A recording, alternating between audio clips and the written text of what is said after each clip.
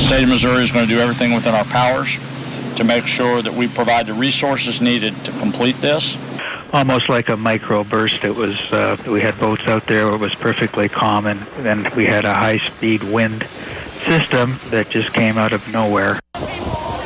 Breaking news at 6 as more information is coming in the tragedy at Table Rock Lake. First, let's get to the latest developments. Just in the last hour, we learned the 9 of the 17 people killed from one family. Well, that family was from Indianapolis. This is a new picture from our affiliate RTV6. We also know 2 adults are in critical condition. 2 children are now stable. A total of 14 people survived. A vigil is set to get underway in just about 3 hours at 9 o'clock. Tonight, meteorologist Aaron Morrison will explain what caused those conditions at the lake, and to break down the timeline of exactly what happened on the tour, our live coverage starts with my co-anchor, Ashley Strohmeyer. Ashley. Joey, the National Weather Service issued a severe thunderstorm watch from 11:20 a.m. until 9 p.m. Now, the portion of the tour that ended up on the water was right in the middle of that storm when the winds started to pick up. And although Table Rock Lake was pretty calm during the day, it became dangerous once those winds came through. ABC 17 Storm Track meteorologist Aaron Morrison joins us live in studio with a breakdown and a track of what all happened yesterday around that time. Aaron. Well, Ashley, with those storms that you just mentioned, we did see the impact of the actual whitecaps that did work their way through the Table Rock Lake. Now, the video that you're looking at, I just want to give you a fair warning that it can be uncomfortable to watch, due in large part to this was the last moments before that lake, or before that boat, duck boat capsized. But it's the winds, those fast-moving winds associated with that thunderstorm that caused the impacts that you're seeing with these whitecaps on the video here behind me. But I want to bring your attention to the thunderstorm that worked its way through a good portion of the region. It was this severe thunderstorm warning. Once we'll be able to bring that up on the screen, we'll be able to see that where Table Rock Lake is located, as well as where the actual thunderstorm was that worked its way through a good portion of the region. Now, with that said, there is Table Rock Lake, and you see that that's right around 6 to 6:30, that storm began to work its way off to the south. You can see there it is. It is weakening somewhat, but you're beginning to see right ahead of that, this little light green line. That's what we like to call an outflow boundary. It's these winds that due in large part to the downdraft that is occurring within that thunderstorm that rushes out ahead of the storm. It's those thunderstorms, those damaging winds that prompted that severe thunderstorm warning that was issued at 6:32 p.m. and worked out ahead of that storm. And that's when you saw that severe thunderstorm warning that was issued for the Table Rock Lake area, with the main hazard being 60-mile-per-hour winds. And that's the severe thunderstorm warning went until 7:30 p.m. Ashley. Aaron, thank you. And Joey, and for you at home, Governor Parson is here at Table Rock Lake within 5 minutes of me getting here, a little before 3 o'clock. I spoke to him directly. He is talking to those bystanders who saw what happened. They jumped into action and physically jumped into the water to rescue those people, or as many people as they could. Unfortunately, a few of them, Governor Parson said, had already died. This isn't the first time a duck boat company has had to deal with tragedy like this. In 1999, at Lake Hamilton, a similar duck boat with a canopy went out onto the water, and within 7 minutes, it sank in 60 feet of water. That was in Hot Springs, Arkansas. When the NTSB got a hold of this and did an investigation, they suggested actually taking those canopies off of the boats. When they found the wreckage, the victims had life jackets on, which is something the Coast Guard recommends, and had floated to the top and hit that canopy. The NTSB and Coast Guard do not agree on making passengers wear life jackets. They go back and forth on that because of what happened in 1999 at Hot Springs, Arkansas. Reporting live at Table Rock Lake, I'm Ashley Strohmeyer, ABC 17 News. Ashley, thank you. And it is something we sort of suspected last night when we were hearing the developments of this. Also, we're going to hear from Ashley ahead of the vigil tonight at 9. There is damage from severe weather today at Lake of the Ozarks. Troopers just posted video and pictures from the scene. Now, what you're looking at here happened when storms rolled through starting this morning near the mile markers 6 and 7 in the Little Niangua Arm around Camdenton. New at 6 tonight, we are talking to the city of Columbia as it's having a shortage of workers to pick up the city's trash. Even when more delays are expected, issues with temporary staffing services. There's still going to be problems. ABC 17's Kelsey Kernstein is live in our newsroom. Kelsey, do they have any idea when they may get this issue worked out? Joey, the city tells me they don't have a set date to fix this problem. Now, the temp company they were working with, they canceled the contract. Now, they're currently searching for a new temp agency. Trash pickup continues to be a problem in Columbia. City Manager Mike Mathis says staff shortage is due to the difficulty of the job and low pay. Imagine hanging from the back of those giant trucks on a day when it's 106, right? The metal gets that hot. He says the workers get gloves and a lot of training, but they don't get paid a lot under extreme working conditions. Very dangerous job. Our highest incidence of injury. We've even had deaths. To add to the problem, a temp agency just canceled their contract with the city. One of their workers broke his foot after falling from a truck. The workers' comp costs takes away all of their profit margin. They are losing money on this contract. The city says they are looking into other agencies. But for now, Patricia Weisenfelder with the city tells me they are doubling up their current workers. The workers that we do have will be working longer hours and also working on Saturday. I asked if she's worried those workers could get burnt out. She says it's a possibility. But Weisenfelder tells me job retainment will always be an issue under the current pickup system. The collection process that we have right now is very manual, and as long as that is in place, we're going to have issues with retaining collection staff. The city asks for people to be patient at this time until they find a way to resolve this.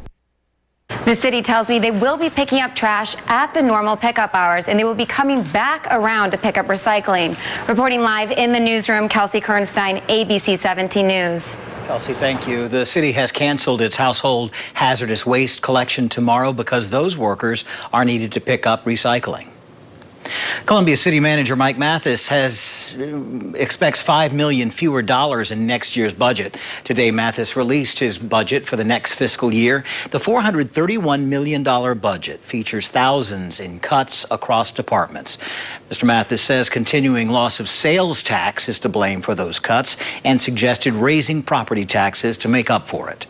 The 2-cent raise we've been reporting on would bring in around $470,000 a year, and he suggests it would go toward a new fire station. The amount of money that this spins off is so tiny, it cannot fix our problem, our pay problem, our real problem, right?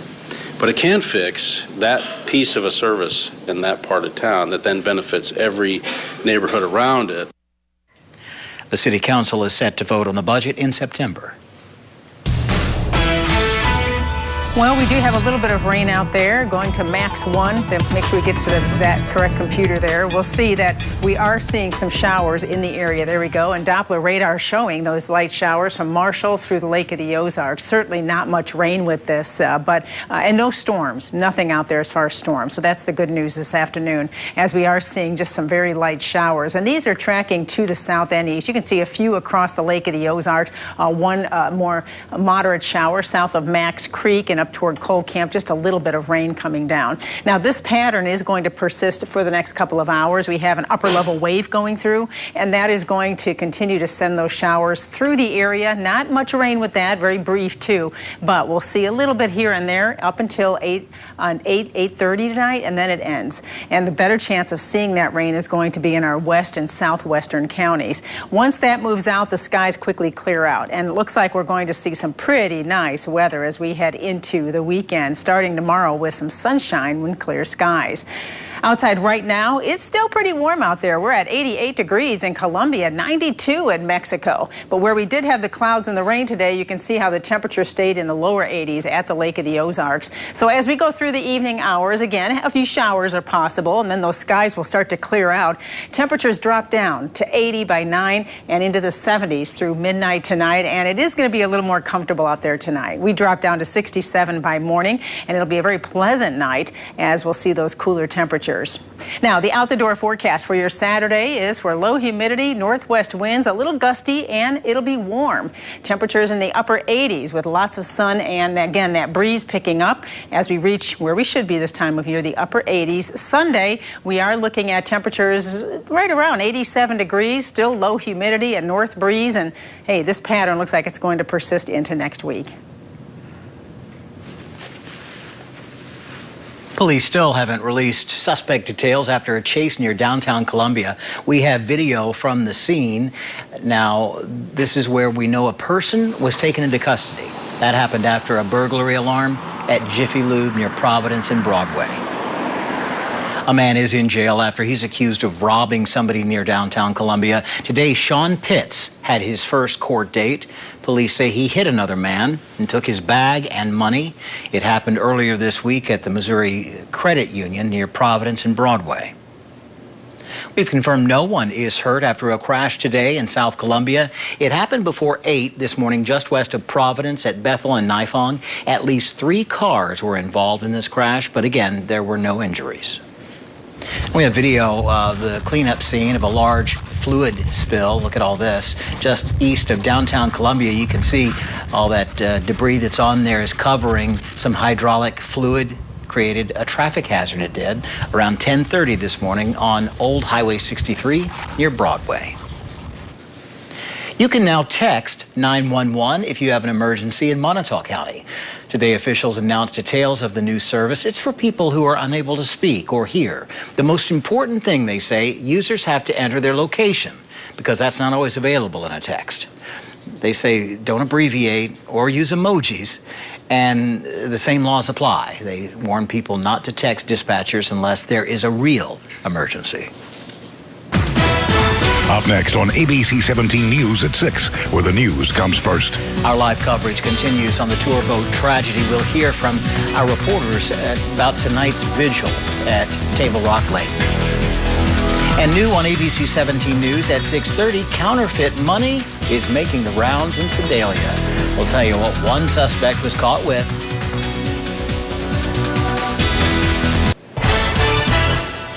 Continuing our breaking news now from Table Rock. In just the last 10 minutes, we got a new statement from U.S. Senator Claire McCaskill after meeting with the Coast Guard. She says she's grateful to the divers, particularly, who had the worst job of all today.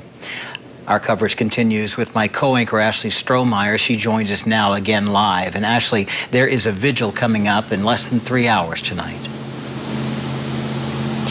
Yeah, Joey, in less than 3 hours, there is going to be people from all over. The Stone County Sheriff has invited multiple pastors and churches to attend. It's at the Brookside Church in Branson, so not too far from where we are right here at the water's edge at Table Rock Lake. It's in remembrance of the 17 people who lost their lives. Those 17 people ranged in age from 1 to 70, so all age ranges. And as we've been saying, the governor is here at Table Rock Lake. He is visiting with those who are still in the hospital. I know a few of those have been released, but Governor Parson is here and he is working and talking to the people who were affected by this duck boat that capsized yesterday. Reporting live at Table Rock Lake, I'm Ashley Strohmeyer, ABC 17 News. Well, after these showers move out this evening, the skies will start to clear. I'll show you what planet you can see right next to the moon tonight. We're also going to take a look, of course, at that weekend forecast and next week coming up. Well, welcome back. I hope you're having a great Friday evening, and it's been a little cloudy out there today thanks to this upper-level wave coming in and some showers which have been falling in our western counties. Most of the rain is very light, and a good chunk of mid-Missouri is dry right now, but you can see on radar there are some light showers. It's south of Marshall and as you head toward Warsaw, just east actually of Warsaw and into the Lake of the Ozarks. So not a lot of rain, no storms, nothing to be concerned about here for the evening. And as we go through the next couple of hours, those are going to continue to track to the southeast and end, and it looks like our better rain chance through 9 o'clock tonight is going to be west and south. But again, certainly not much with that. Once that rain ends, the skies will thin out. We'll see those clouds clearing tonight, and we'll see a planet in the sky. I'm going to show you that. Right now, though, we still have a lot of clouds across the area. It's 88 degrees in Columbia. It was a hot day in some areas, especially toward the north and east, while the Lake of the Ozarks at 84 and 86 degrees degrees at Sedalia after hitting 90 today. So once the clouds thin out overnight tonight, you can see these two in the nighttime sky, Jupiter and the moon. Nice and bright out there, and the moon is just past first quarter phase. It's going to be a nice night. We drop down into the mid to upper 60s tonight, light northwest winds. Tomorrow, if you're heading to the Boone County Fair, this weekend is beautiful weather for the fair or getting outdoors for any activity. It's going to be quite warm, but we have low humidity and that breeze is going to be blowing, and the evening looks delightful. By 9 o'clock, we're down to 79 degrees tomorrow. So we have that northwest wind up to 15 miles an hour tomorrow. It'll be a little breezy, and then heading into Sunday, we continue with a north breeze. What does that mean? Well, it's going to keep the humidity down, and it'll just be a little bit on the breezy side in the afternoon, but it'll feel comfortable out there. Great day Sunday to take a ride on the bike, perhaps, or just get outdoors, as we're looking at 80 by 11 Sunday, and by 2 o'clock, 86 degrees. So overall, we've got dry weather ahead. The front has gone through. High pressure slides in here for the weekend, and much of next week looks dry. The only chance of rain I'm seeing right now is Friday. We'll keep watching the pattern, though, and if any should pop up, we'll let you know. But in the meantime, we've got dry weather and pretty comfortable nights, too, Joey. We drop down into the mid to upper 60s each night. That sounds delightful, doesn't it? Yeah, for a change. Yeah, for a change. Sharon, thanks. Drew Lock says Mizzou does not get the credit it deserves. ABC 17's Tyler Murray shows us how that's changing. Next. Sports Zone starts now. The Mizzou football team is no stranger to a lack of recognition. The Tigers were picked last in the SEC East during the 2017 SEC Media Days. However, today media members picked Mizzou fourth. The ballots picked Georgia, South Carolina, and Florida ahead of the Tigers. Mizzou did not receive any votes to win the SEC East. However, somehow they received a vote to win the SEC overall. Apparently, one voter doesn't quite get how this whole thing works. Regardless, the Tigers are just focused on the field results. The whole Heisman thing is really cool. I appreciate the school putting it out there. People talk about that bringing pressure, but I mean, as an athlete, you strive under the pressure, and if you don't, then you shouldn't be playing in SEC and Division I football. I mean, people can say anything, really. It's just all about what you got within yourself. I don't feel like we really pay that no attention, for as what people say or how stuff may go. I feel like we're so close now that, we as long as we got each other, we don't, not really worried about anything else. 6 Tigers received individual honors today from SEC Media Days. Quarterback Drew Lock and tight end Albert Okwuegbunam are on the preseason All-SEC first-team list. The SEC also named Albert O to the Mackey Award watch list, given each year to the nation's top tight end. Punter Corey Fatoni is also on the first-team list. Defensive lineman Terry Beckner Jr. is All-SEC second-team. Kicker Tucker McCann and wideout Emmanuel Hall are preseason All-SEC third-team. And we have much more coverage from SEC Media Days up on our website, abc17news.com. There's plenty more as the Tigers fire back at one Florida defensive lineman for comments made about Faurot Field. The All-Star break may have come at the perfect time for the St. Louis Cardinals. After firing Mike Matheny less than a week ago, the Cardinals hit the diamond looking to start the home stretch with a clean slate. The Cards were on the road today to face the Chicago Cubs. Top one, Matt Carpenter. This is the Matt Carpenter highlight. He crushes this pitch off John Lester, off the scoreboard there in right. Solo shot makes it 1-0 Cubs. Now in the second, Cardinals bat through the order, and it's Carpenter again to right center field. A 2-run shot as Carpenter rounds the bases. It's now 3-0. Later in the game, now 11-1 in the fourth inning. Carpenter's going to find the gap there in right center. That'll score another run. He went 5 for 5 on the day, batted home 7 RBI. The Cardinals going to win 18-5. The Kansas City Royals are back on the diamond tonight. The Royals face the Minnesota Twins at home starting at 7:15. Danny Duffy is on the mound, countered by former Mizzou pitcher Kyle Gibson. We'll have highlights of that one tonight at 9 and 10.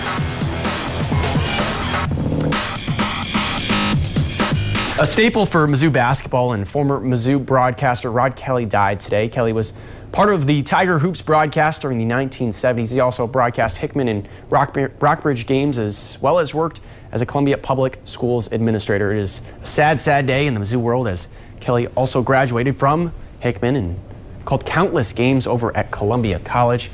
I know by many in the Mizzou community tweeting out, showing their support. He will be missed by many, and we're certainly thinking about his family during this time. Yeah, been seeing a lot on social media about that. All right, thank you. Still to come on ABC 17 News at 6:30, we have information on a new counterfeit money bust in Sedalia. We'll tell you how many times it's happened before the suspect was taken into custody. We also are going back to our crews for another live update from Table Rock Lake after 17 people were killed on a tour boat that capsized. Stay with us.